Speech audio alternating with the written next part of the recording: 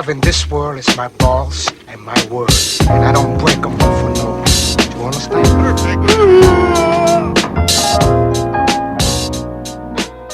You are listening to KIZ.com. This is the Big KIZ Podcast. I'm Brian. I'm Abu. And it's on. We are discussing, actually, we're going straight into it now, right? The Donda album, the new Kane West album, the Black album. Sorry, that's a reference. Metallica also released an album just with a black cover. Oh, with a black cover, yeah. Or like the Jay-Z, the Black album or whatever. Either works. So also, this apparently Charles Gambino was like trying to claim, saying that he influenced Kanye with that. He even put out a tweet saying, "I love being such an influence," because he released an album, I think, just plain white, and apparently he'd met up with Kanye before he released his album, and they spoke about it. So, bro, hold up! There was the Beatles' White album, like 40 years ago. Like, man's tripping. So, okay, how did you feel about the album? Okay, because I feel lukewarm. That was the word I used when I texted you about the first listen. You know what? Okay, here's the thing. Yeah, here's the thing. I'm not like. Here's the thing. Kanye West ain't a big musical event for me in the same. Like, I'm not here thinking, ooh, Kanye West gonna drop the new album, bruv. So you were one of the fans who are gagging. Because this guy was supposed to... Remember, he was supposed to drop this last year. We even spoke about this. And, like, on Twitter, everyone was like, oh, where's he going to drop it? Is it going to be this Friday? Is it going to be this Friday? Is it going to be this Friday? And then he dropped it on the Sunday. You know. So I mean, here's where Kanye West kind of is for me, which is... One, I think, in terms of, like, his beat production... In hip-hop terms, he is up there for me with RZA, DJ Premier...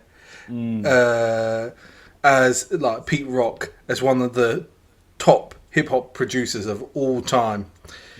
So I'm interested in his career in that sense, and I kind of enjoyed the record because the record is just, it's like so Kanye West. It's like it's very pop, but it's authentically bonkers. Like even though it's very pop, it's also not incredibly commercial at all. That's what I think. I found really kind of, because man, I hate auto-tune, and this album is full to the brim of auto-tune, but I didn't mind it because it had this proper evangelical Jesus thing going on, and I kind of like, I don't know what it is, but the older I get, I kind of see this appeal of like evangelical Christianity, where they're just like, you missed the bus, and they're like, oh, Jesus didn't want me to get the bus, bro. It's Jesus' plan. Jesus didn't want me to get the bus. That kind of shit. I kind of get it. Like, and I've always enjoyed footballers doing the cross before they go. Like, even though they're incredibly arrogant and narcissistic, all this shit is just like, yeah, let me humble myself before Jesus. Like, I kind of just, there's some. I don't know if it was because I went to a Catholic school and my parents used to take me to church on Sunday and shit, but I kind of have this kind of mad...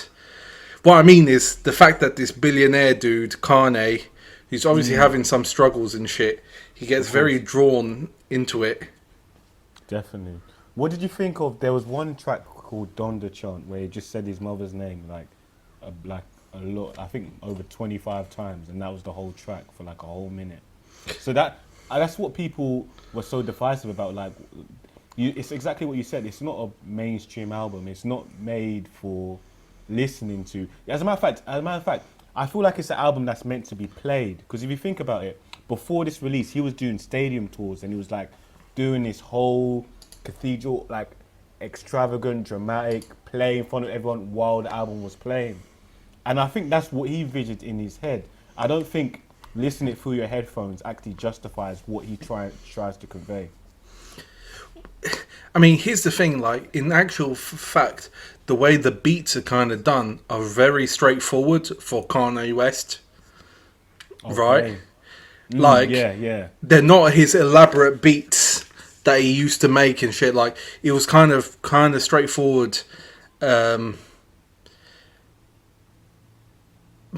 So I thought it was very interesting. Like the dude, like what I mean is, it was a kind of musical. It was very Kanye West. Like I just listened to it and I was like, damn, this is Kanye West. Like, and this is the thing. Like, he's not that character in the same way that Drake is. Drake is a pop star. Kanye West has kind of moved away from being a top pop star to being a kind of like avant-garde mainstream.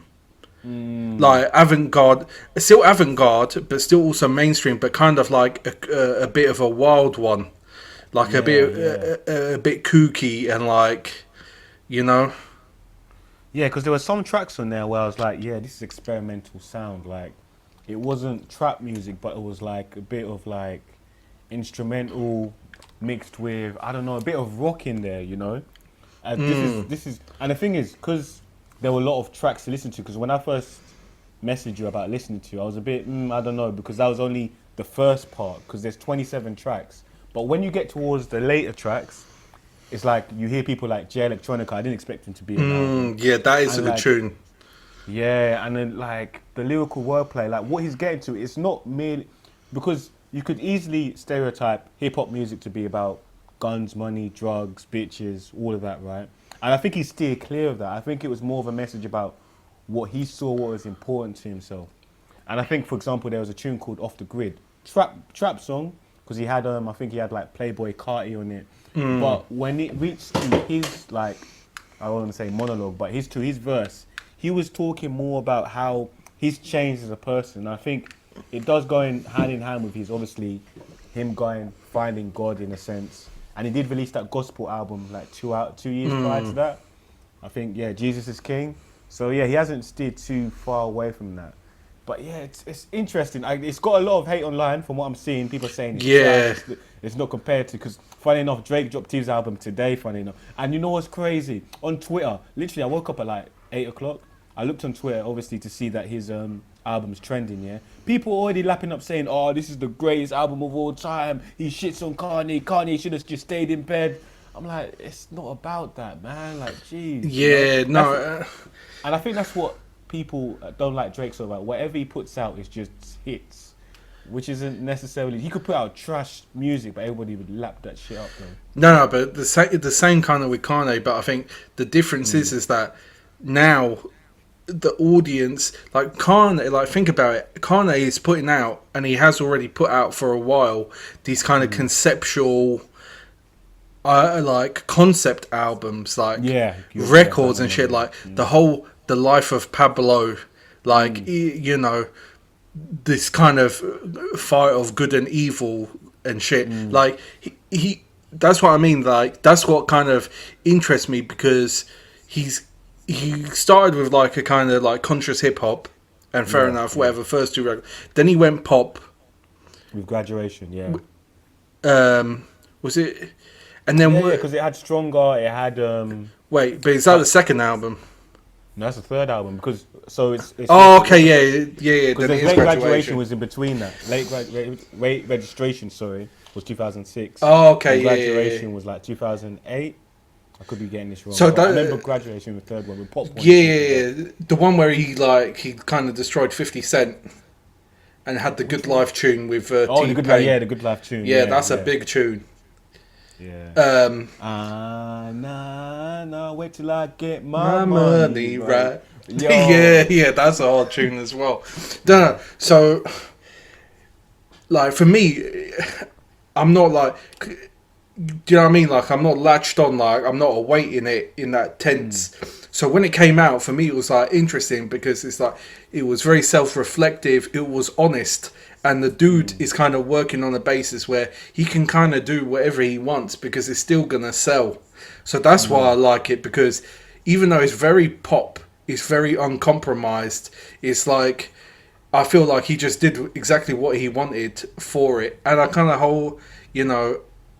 I kind of like the fact that it's named after his mother, and those kind of bits of it. But I think he's still going through phases of mania and shit for sure, dude. Of course. You know, like he's definitely. And people already trying to unclip his lyrics already. Like I've been seeing online, which apparently says a line about Kim in regards to how her shopping habits and like she goes to I don't know because there's American stores obviously and he names one of them and he's like how can you go there for own you go does it take like an hour to go to this store and so people are reading into that because you know obviously there's been this whole Drake beef about release dates and then so apparently there's rumors that Drake was seeing Kim during their marriage. I don't know how true it is, you know, people can fabricate anything. But it's interesting how people are trying to break it down but not actually take it for what it is, you know.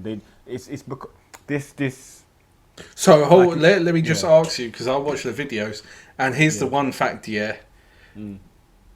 Kanye, and Drake did live down the street to each other, literally.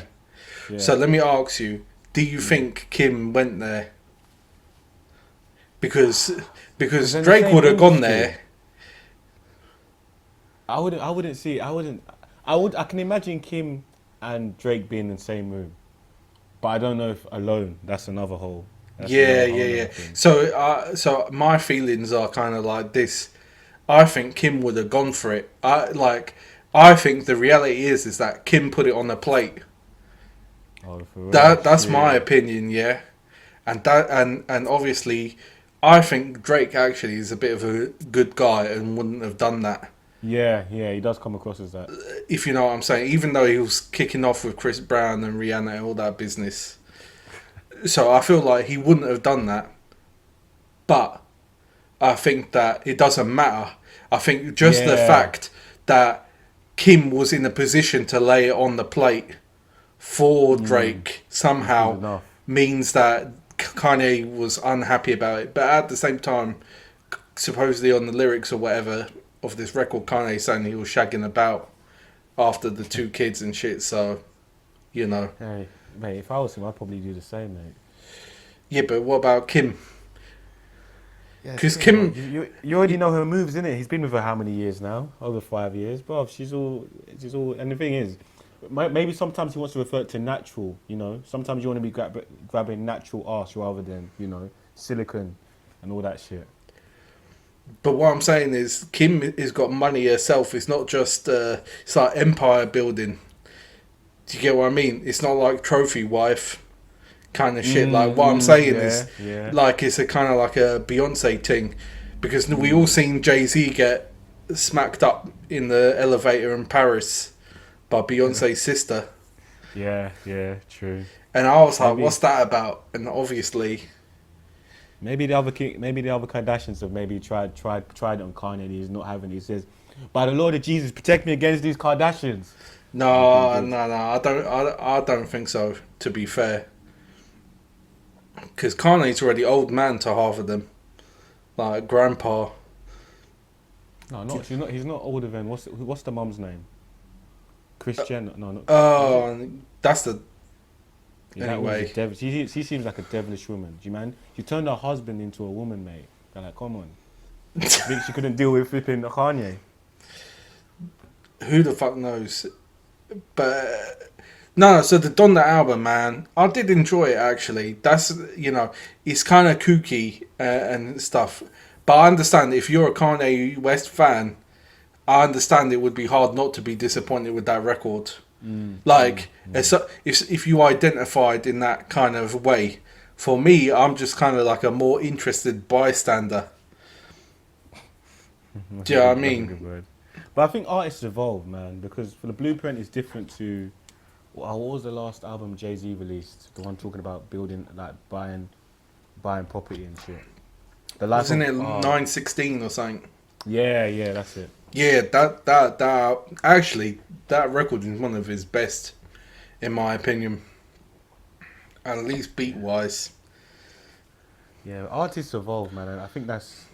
No, but here's the thing as well, man. I think Kanye definitely is an artist because he's also producing the flow of the album and whatever.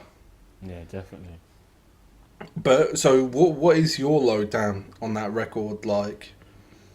What, on the whole album? Like I said, look, now that I've listened to it, I'm appreciating it more. I'm getting the lyrics. I think you actually got to sit down, because what I was doing is more like I'd play it in the car, so I'd be doing other stuff rather than actually trying to listen to the sound to it. But I actually sat down one evening, played it, did some ironing, played it in the background, and I was like, oh, okay. The sound is different, you know. I like that because there's one album I really like, which a lot of people don't like of Kanye, and I recommend you listen to it too, Brian. It's called Jesus, right? It's very. Oh yeah. I do like that album. Yeah, it's good. It's good. Like a lot of people didn't like it because it was a conventional sound, but I liked it because he was trying something new, you know. Because right now, when we look at hip hop, it's all the same trash, really and truly. Like, it's not even about the lyrics no more. It's about the sound engineers who are making the tunes. Like, I don't listen to I don't know. There's a rapper called NLE Chopper, right? And he can spit or whatever. He's probably spitting gangster shit, yeah. But I'm only listening to the beat of the actual song now. So at the time, he was trying to switch it up with the beat, like Black Skinhead. That was a good song. I really like that. So with Kanye, you know, I let him do his thing. I think I'll appreciate it over time. You know, it's one of those albums you go back to and it's like, oh, okay, I didn't listen to that track. I think though, the one thing though I do think about Donda is, I think it will age badly. That's the because just because I don't think the music production is up to Kanye's standards. Okay. Basically, like when you could take like the track like Power, for example. There's not a lot of replay value, you're saying, for Donda. He's not up to his level of production. Because here's the other thing with Kanye, yeah. Kanye is like, he's a crate digger. Like, I know, just because of samples and stuff he's used, right? This guy knows his music. Like, he doesn't just know hip hop. This guy knows, like, obscure prog rock bands. He knows soul music. He knows jazz. Like, he knows it. He sat and listened to it. You know? Like, yeah. He sat and listened to it for sure. Because there's enough, like, I know enough. I would say I'm fairly well versed, but I also know there's lots of shit I'm ignorant about. But just from the shit I picked up, it's not stuff that your average Joe would pick up. Like, he had to find that shit, right? Was he kind of like you down in the vinyl stores trying to find treasure?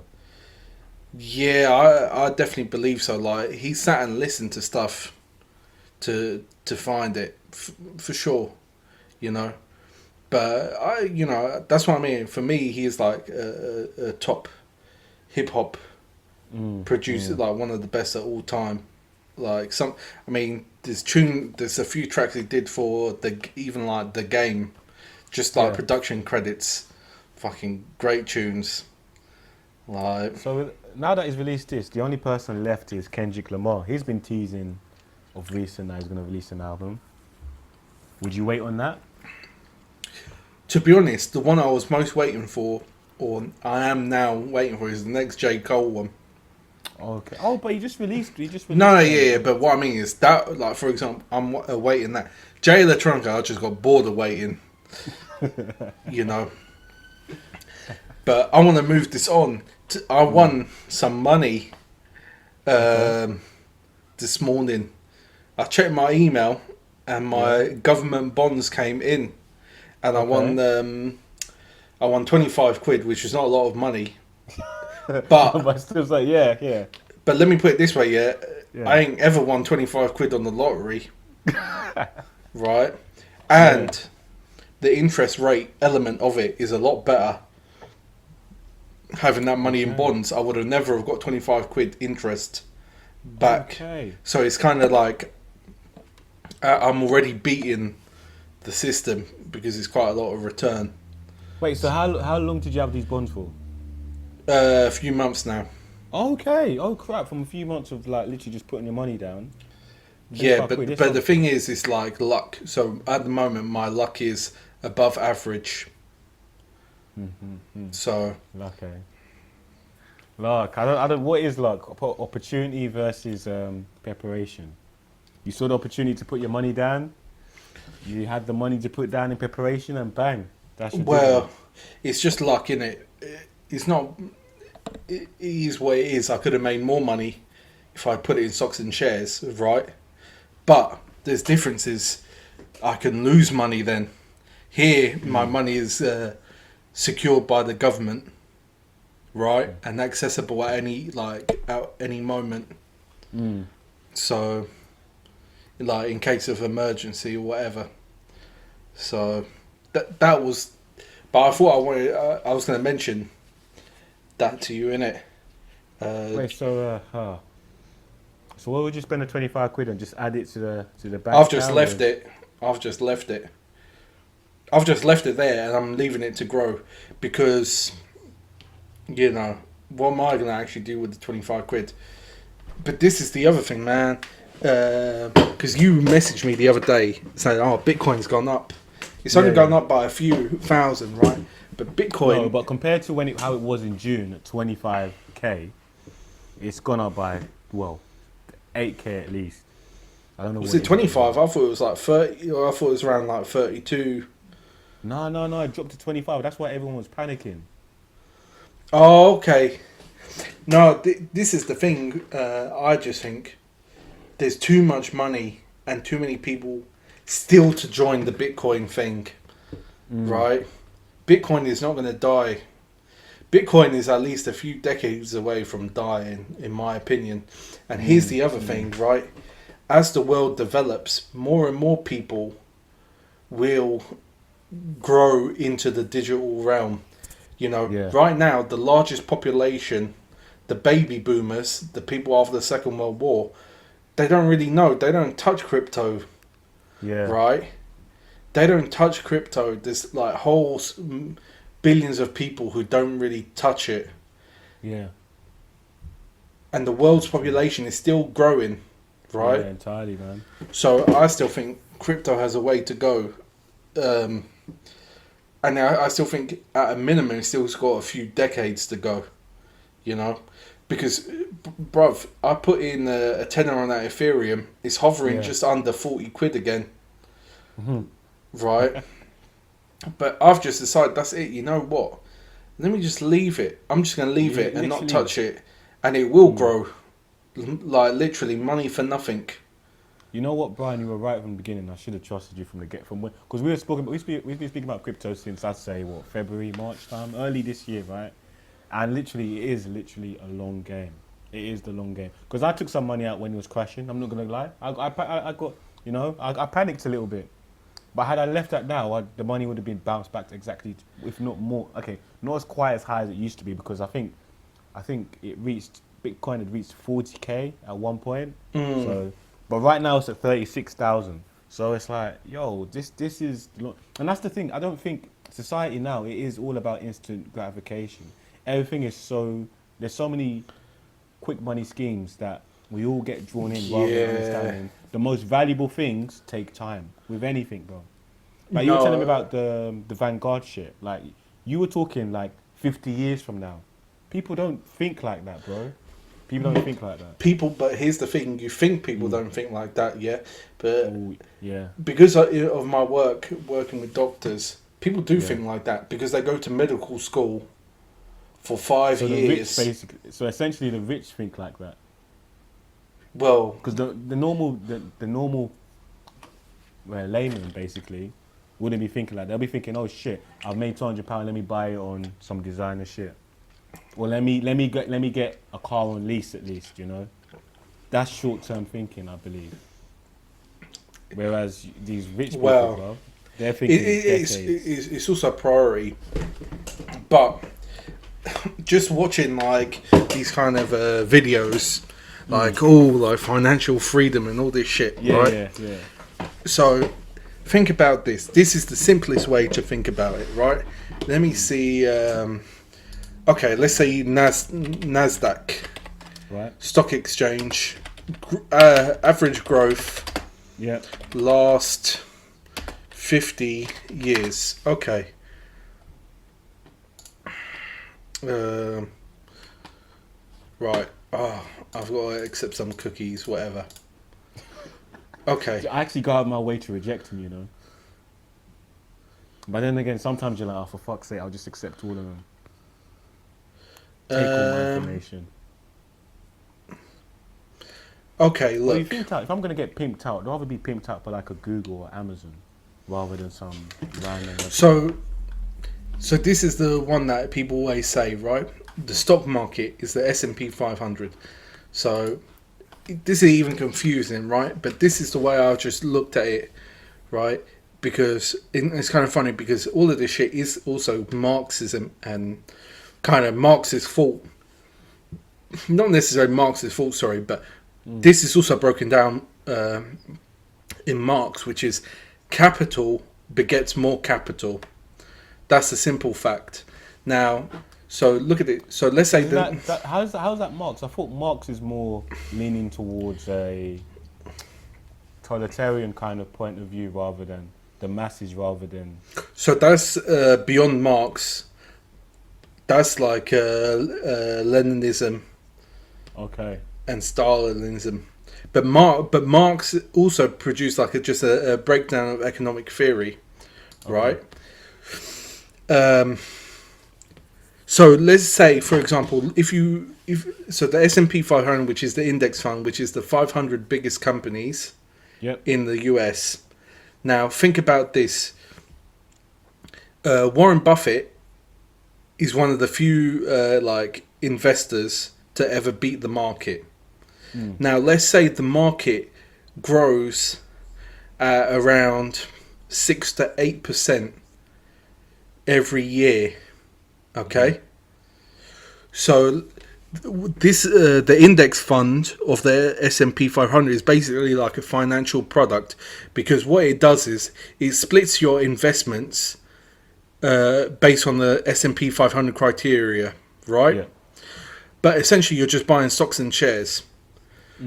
So let's say you just bought $1 billion worth of stocks and shares Yep. proportionally for each of the 500 biggest companies, Okay. Yep. right? And you would sell them and buy up as they came in and out of that criteria, okay? Okay.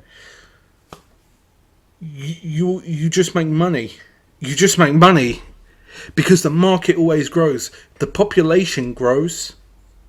Interest goes up. So Yeah. the value of the company automatically goes up when the interest goes up. Okay. Yeah. Right. So it's it's a win situation essentially for any company. Well, who's in the top 500 at least. Well, no, but the top 500 is just what you've invested in, because it's like probably going to be the most But secure. incrementally over the years, the value of that company would go up. Yeah, but it's just like, it's not that necessarily the value goes up. It's like, for example, let's say a can of Coke. Yeah. Can of Cokes when I was a kid, yeah, I could go into the store and buy a can of Coke for 20p. Yeah. I can't. Where would I find a can of Coke for 20p nowadays? Maybe Poundland. You know they got the expired Coke. Okay, but that's expired. Yeah. So Well, what? I know But your point. I know your point. The so standard what price I'm for saying standard is Coke. like, it's like the price goes up, just like salaries goes up. You have like an interest rate, Yeah. but you also got to consider the population growth has gone up in billions, right? So let's say, let me see, population growth. So here's here we go. Population growth.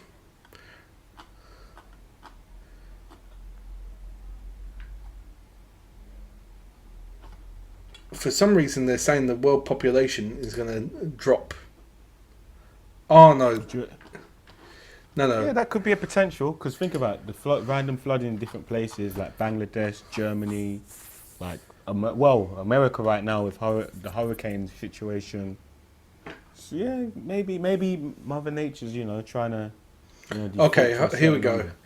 It's saying that they're expecting it to even out at to level out at in 2100, right? So at the moment, Have they spoke about the factors what would cause it? Because it won't be quality of life. People aren't starving like they used to. Well, drop in fertility rate as Or well. people having less kids. Well, so look, world population is currently 7.8 billion, Okay. and they expect it to start leveling out around 2100 at 10.9 billion. So think about this, yeah? What they're saying is in the next 80 years, they expect close to 3 billion extra people to enter, or for the world economy to grow. 3 billion people. Okay, now think about this. Think about your motor cars. Think about your chip manufacturers. Think about Apple. How many more fucking iPhones are Apple going to sell if there's 3 billion extra people on the planet? Right? 10 billion devices, yeah. So this is why if you buy stocks in Apple, you can probably just leave it, and the chances are you're going to make fucking money, right? It's actually bonkers. So what, do you reckon there's no cap on how much money a company can accumulate? So if we're talking Apple in like 8 years, Who time, we're talking 100 enforces? trillions. What's that?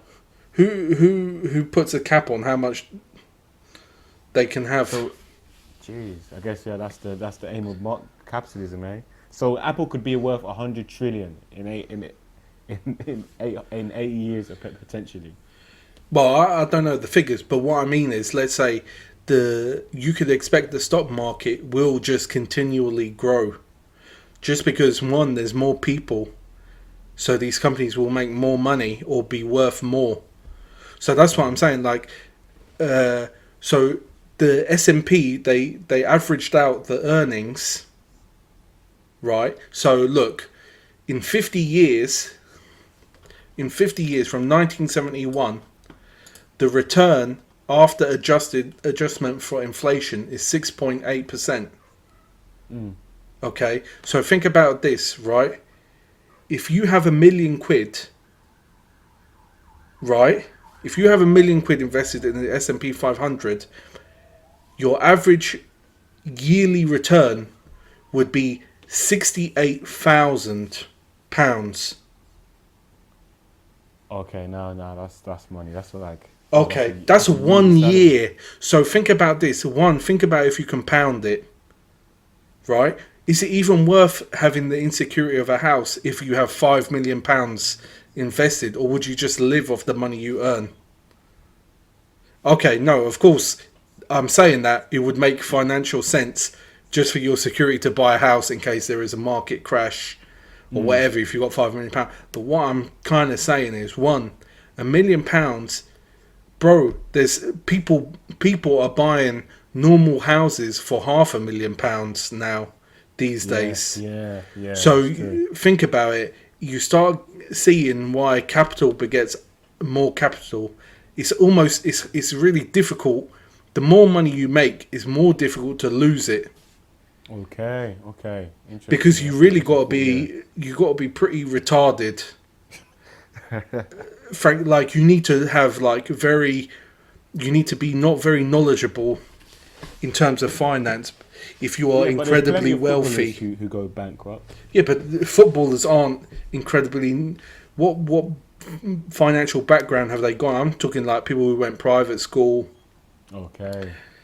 Because they become knowledgeable because someone's going to sit down and explain to them how it works, and the way society is arranged is to protect capital. You think it isn't, or you might look think at these CEOs, bruv. They like Northern Rock, right? None of those fuckers went to jail. They just went to different companies. I know what you mean. Yeah. No. But what I mean is this, right? General Motors in America, they're going to go bust. Oh, what happens? They get a big taxpayer handout, right? What, from the government? From the government to keep them going, because there's too many people and too much money and involved. And it's the same thing with all these like when there was the financial crash, what happened? They did quantitative easing. They created money, which is basically they wrote a check from us, the taxpayers, to say, no, there is money in the financial system, and then the financial system recovers. But that's underwritten by taxpayers, us. When you pay tax, not people, not people who have capital. They've got all that money back now after the crash, right? Because it got written off by the taxpayer. So it's all a scam. Like, I remember, in fact, it was funny because it was like a Google talk. They invited this guy. Yeah. And he says, rich people with money, they make money work for them. They don't work for their money. The idea that you should try and earn a higher wage is probably not the way to do it. Yeah, I'm feeling that, bro. I feel it. But of course, you need to accumulate capital in some way. Yeah. Right? And probably the way to do it is money, like earn and get a salary. But I'm also just thinking, my intention of investing in that index fund is to just leave it for 30 years.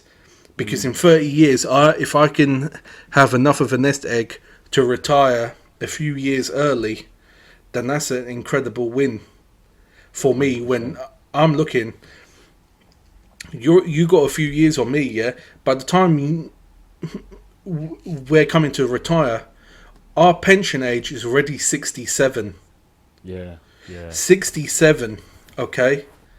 That's our pension age. That's the age when the state will start paying out any money after you've paid decades of national insurance into them.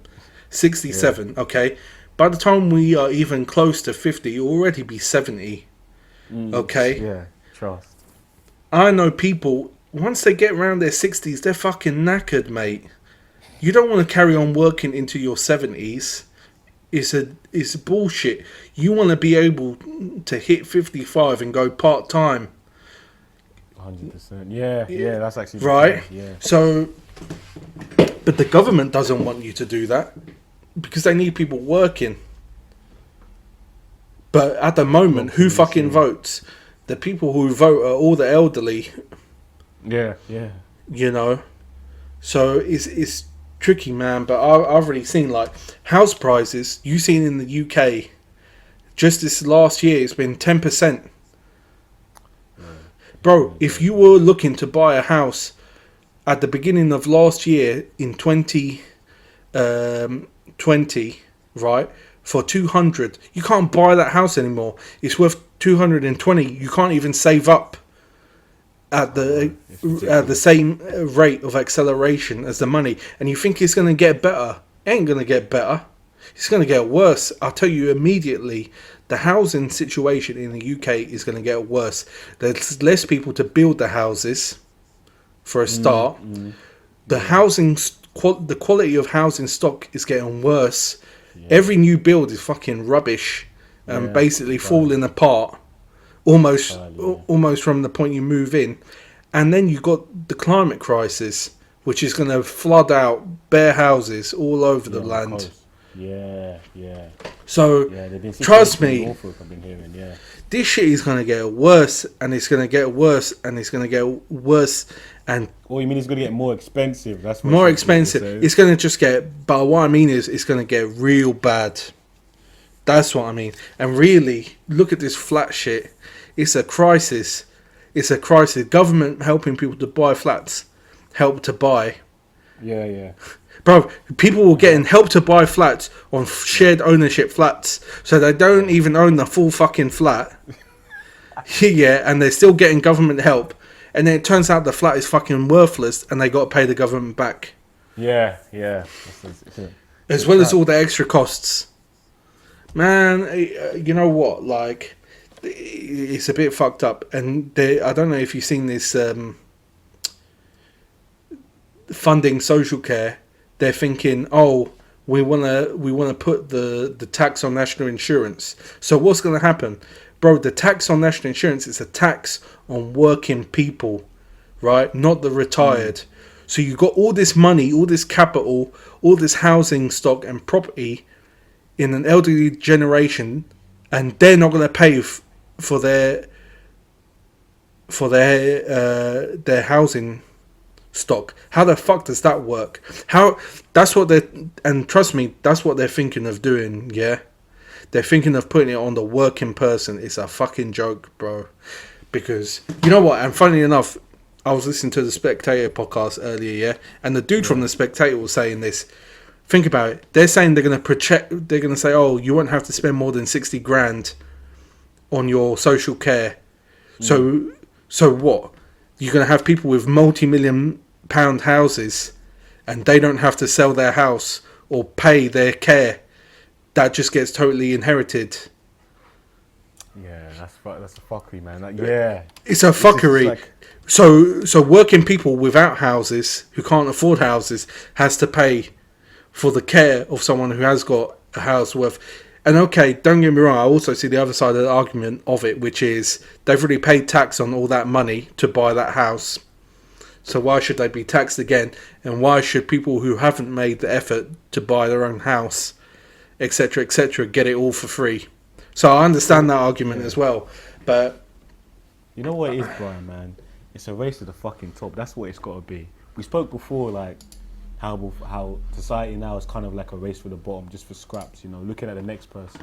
But really and truly, it should be a race to the top, because when things get fucking hard, bro, you'll be able to look down at the people who didn't put in the graft over the years, and you can be like, thank fuck.